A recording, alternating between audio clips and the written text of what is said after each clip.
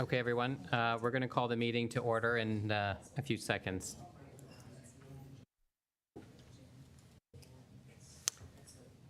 All right. Are we recording yet?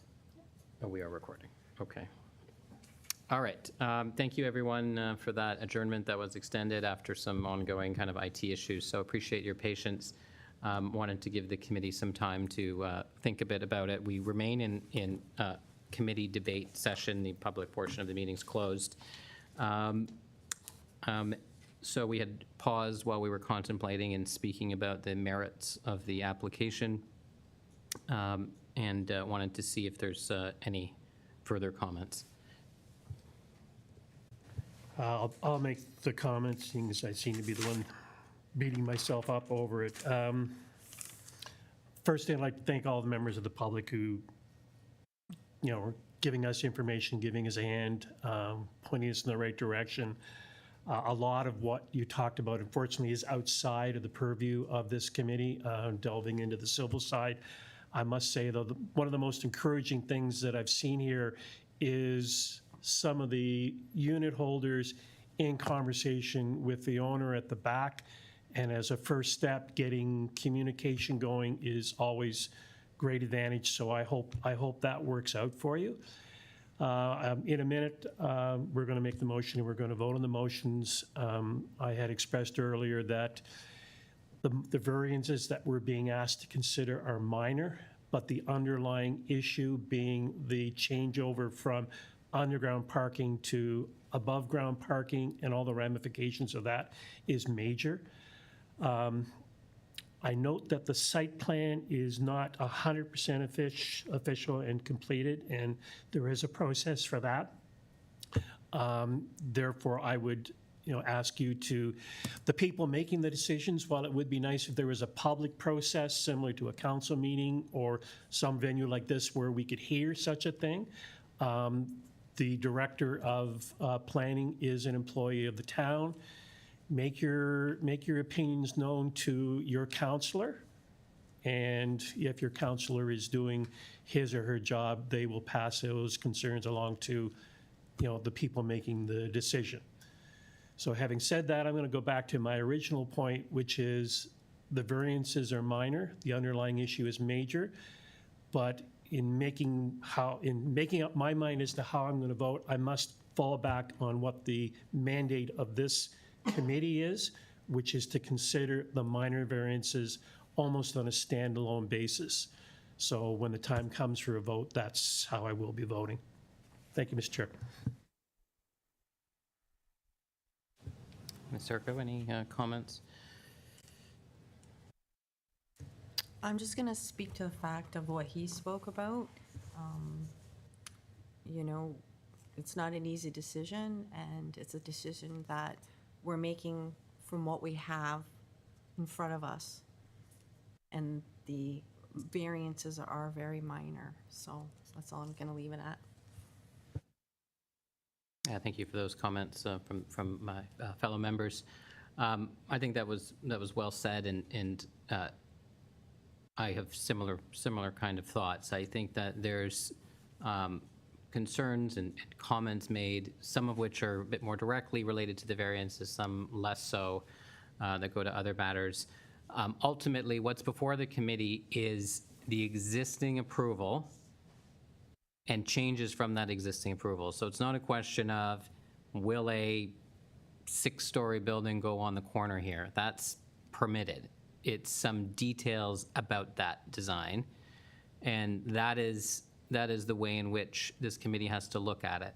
If we went back in time and you were assessing this differently, then it would be a different story, and you would look at it differently. You would have a different site, and you maybe wouldn't have the ownership in the same way or the building in the same location, but that's not the way it is. And a building in this location, different version of it, but still in this location, goes back to 2017. I appreciate changes have been made.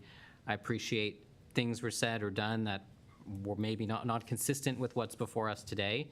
But ultimately, we are what we're guided by, what we have to do, what our mandate is to look at the Planning Act and ask if it meets the 4 tests, if each variance individually and collectively meets the 4-part test. And when I do that, and when I think about this, and I read everyone's comment letter, I read through the report a couple of times over the weekend, and I drive by all the time, and I'm close to, I'm not far away myself, so I think I really understand this, but ultimately I feel that the right decision is to support the variances for these reasons I've described, not, regardless of the legitimate and reasonable comments that were made by the neighbors. So I wanted to express that to everyone. It's not easy to make these kind of decisions sometimes. So that's my view, and I want to thank staff as well for your helpful comments and staff report as well today.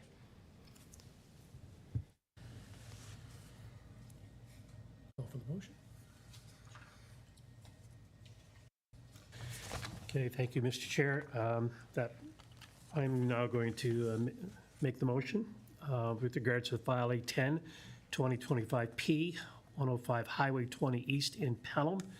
Applications were made for a minor variance of a minimum step back of 0 meters for a landmark site, a reduction of first floor glazing to 48% of the front wall and 39% for a distance of 10 meters from the front wall for an exterior sidewall.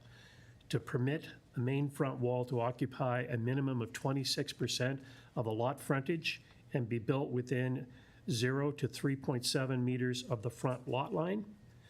A minimum setback for a parking area of 2.75 meters to a side yard on the north property line, a minimum setback for a parking area of 2.75 meters to a rear lot line, and a minimum setback for a parking area of 2.75 meters to a street line, that being Station Street.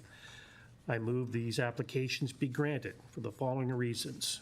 1, the variances are minor in nature as the proposal complies with height and uses designed to limit impacts, provides pedestrian-friendly frontages with glazing and landscaping, oriented to highlight the main facade and frame the street, and parking is efficient and without negative impacts. 2, the intent of the zoning bylaw is maintained. 3, intent of the official plan is maintained. 4, the proposals are desirable for the land as it supports an efficient building form with high-quality design, provides active commercial space and a welcoming residential entrance, strengthens the building's presence along Highway 20 in line with design goals, and maintains landscaping opportunities and site character. 5, the applications are granted without prejudice to any other application in the town of Pelham. This Committee of Adjustment has considered the written and oral comments and agrees with the minor variance report analysis and recommendation that this application meets the Planning Act test for minor variance. There are 2 conditions. Condition 1, obtain building permits prior to construction commencing to the satisfaction of the chief building official. And 2, enter into a site plan agreement prior to the building permit to the satisfaction of the Director of Community Planning and Development.